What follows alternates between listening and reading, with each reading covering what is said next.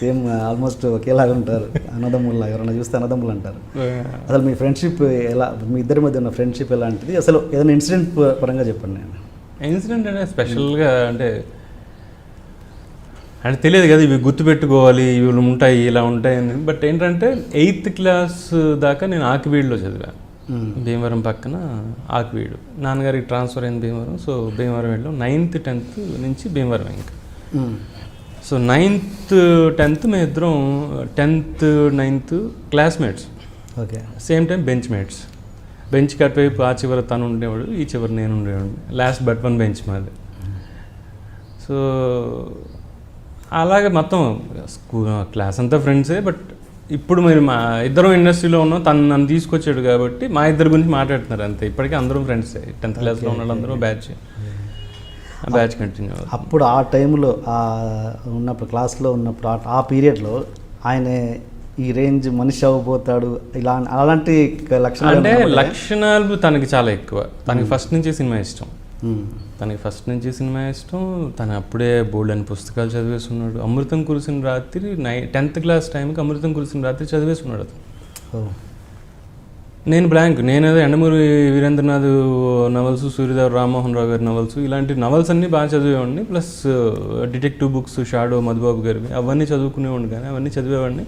Plus మహా అయితే మోక్ష సాధన రహస్యాలు అవి ఇవి అని చెప్పి మాకు వ్యాసాశ్రమం తాలూకు పుస్తకాలు వచ్చేవి, అమ్మ కొనుక్కున్నది. ఆ పుస్తకాలు కూడా చదివేవాడు. బట్ తను చదివినంత బుక్స్ నేను ఆ టైంకి నేను చదవాల, తను చదివినంత రేంజ్ నేను చదవాల. ప్లస్ నేను చదివిన పుస్తకాలు వేరు.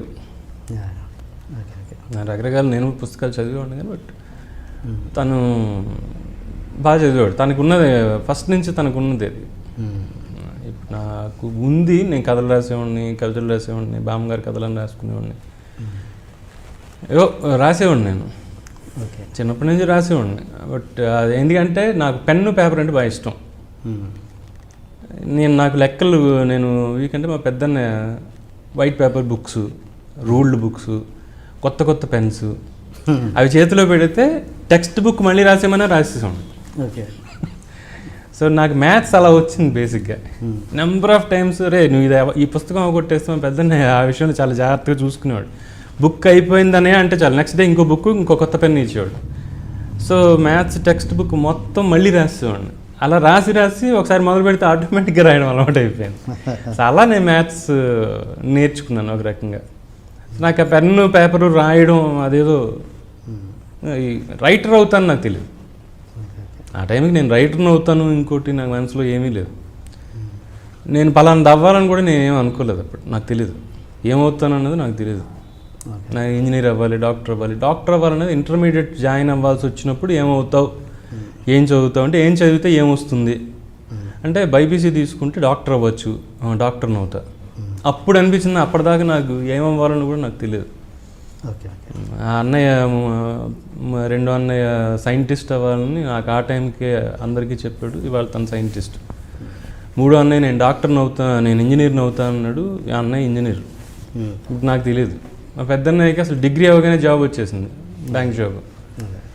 సో నాకు ఏమవుతానో నాకు చివరిదాకా తెలియదు. Please do subscribe to iDream and hit the bell icon. Please subscribe to iDream. iDream ni subscribe cheyandi. Hi, this is Nidhi Agarwal. For more videos, please subscribe to iDream. And please subscribe. Please subscribe to iDream channel and subscribe. Press the bell icon for more updates. Subscribe to iDream.